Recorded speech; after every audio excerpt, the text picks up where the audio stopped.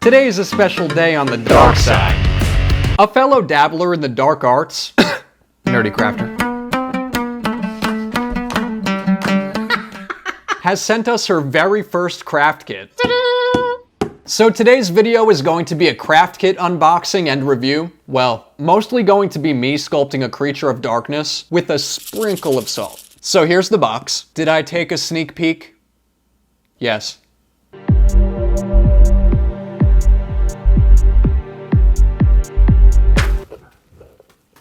Anyways, there's a letter in here with Chip and Dale on it. Does this mean that we're best friends?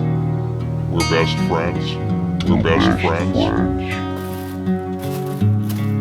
Let's see what my best friend gave me. An instructional booklet. I know there's some top secret instructional videos linked in here, which I'll watch privately because, you know, I do my research. It may not seem like it, but I do.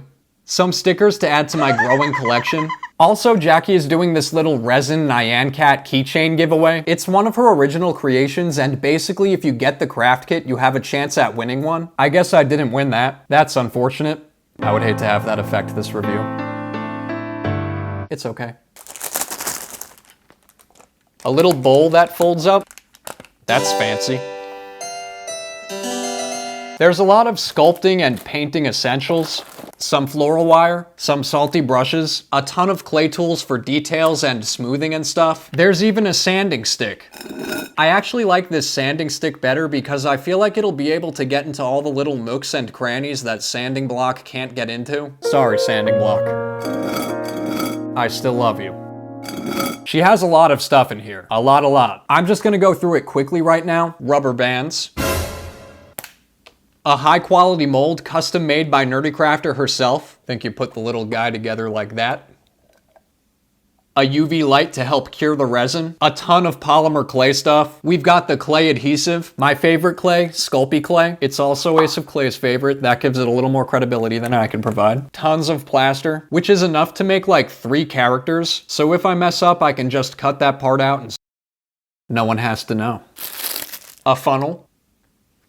Alcohol inks and resin, popsicle sticks, a rubber spatula. She really fits so much in here. A sharp pointy thing.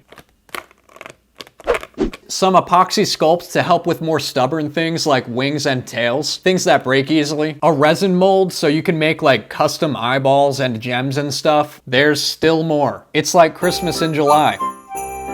A whole set of jacquard paint, a pouring thing for the plaster, a mixing tray, and a personalized cutting mat. I've been waiting for this kit for so long. I have so many plans for this. First things first, I'm gonna start off by making the cute little plaster guy. Here's the mold. You just stick the 2 pieces together. Gotta make sure it's really sealed. Maybe even wiggle it around a little bit to make sure the seams are all lined up. Wouldn't want any spills.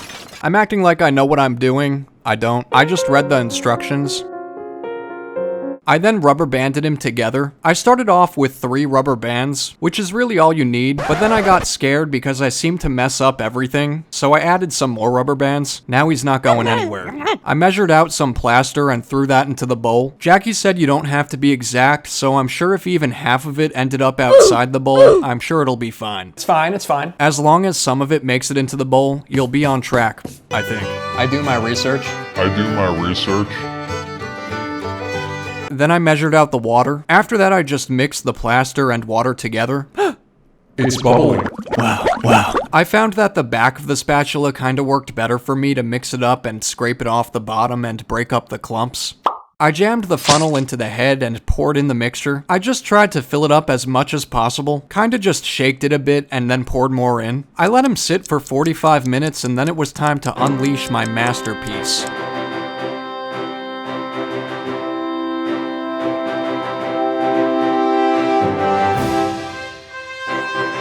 It honestly looked perfect, but then I got a little too excited and snapped his arm off.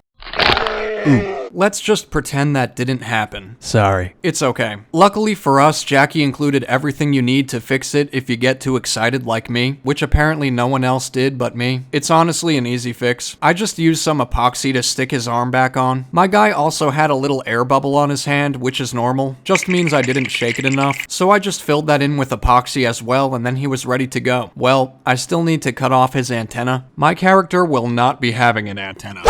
Absolutely not. Though I think he would have made a cool Tinky Winky. Now I wish I had made a Tinky Winky.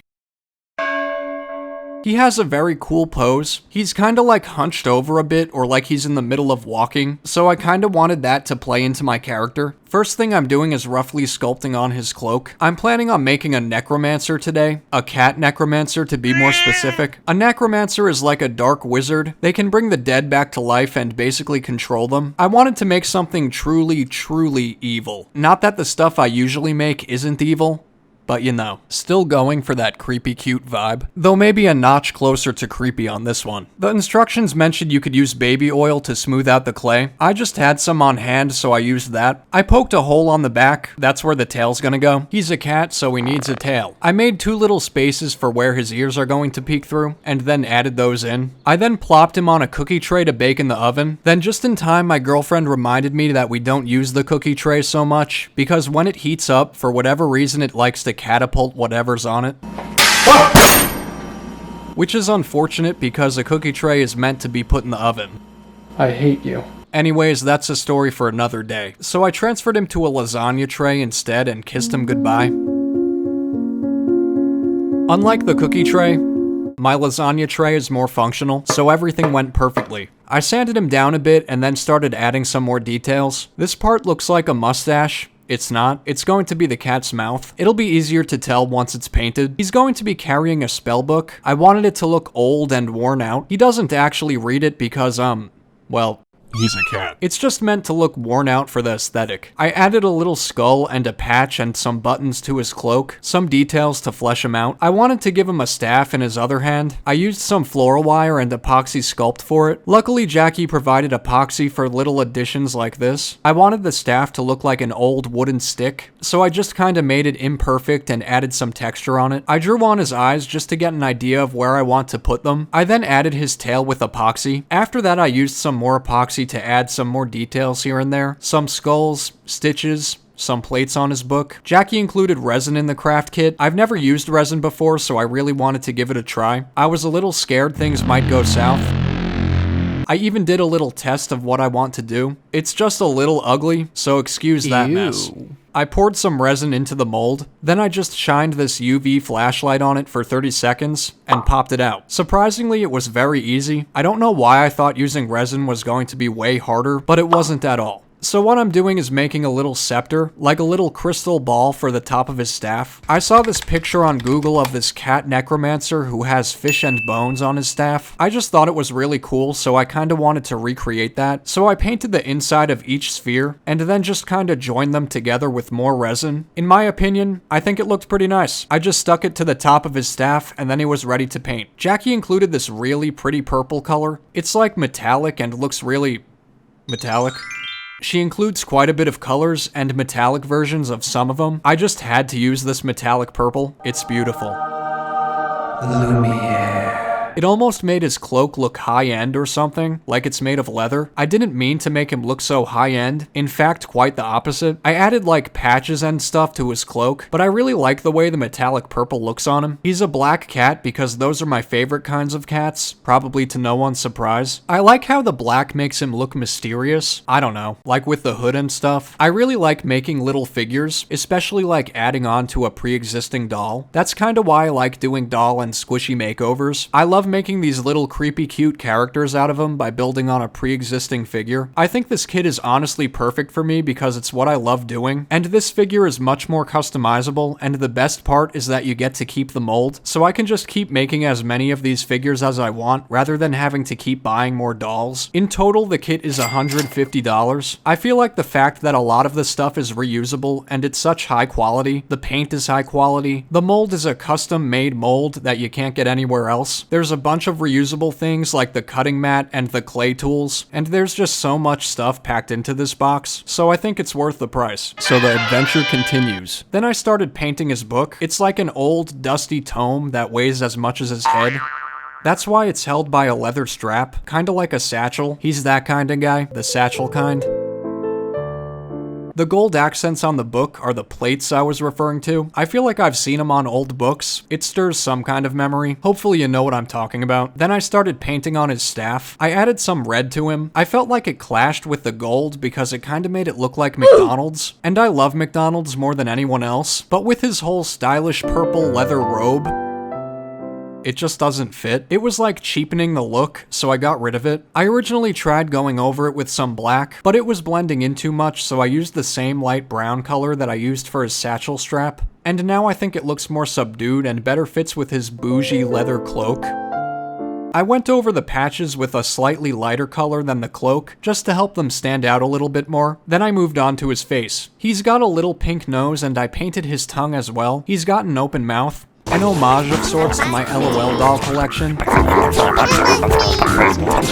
I wanted him to have bright yellow eyes. I just always pictured him with yellow eyes. I've always wanted a black cat, so this cat is kind of based off him. Maybe my future black cat. We'll see. Hey. This is Editing Loon from the future. A little bit after I finished the video, this mostly black kitten was roaming the hallway outside my apartment and then scratching on my apartment door. Not sure how he got in the hallway. Someone must have let him in because you can't get in the hallway without being a human and having a key, but somehow he managed it. No. The apartment building mass emailed everyone, but no one claimed him, so of course, I'm keeping him. I always did want a cat, but I wasn't planning on getting one, at least for a couple years. But here he is. Aww. Yeah. Say hi to Sniffledorf. The mayor of Boxville. Boxville, yay. I think Sniffledorf is a perfect evil name, so that's his name. Sniffledorf. The evil cat necromancer of death. I love how he turned out. I feel like he looks truly evil. He's bad to the bone, bad and bougie. All in all, I loved using this kit. Thank you so much, Jackie, for sending one my way. If you want one of your own, all the links will be in the description down below. They're only available for a limited time, so if you want one, I'd be sure to get it now. Oh my gosh! Is that Goldie and Sniffledorf's crystal ball? My dad told me he ran away. Liar! Click on the top right or bottom left to help me get Goldie back.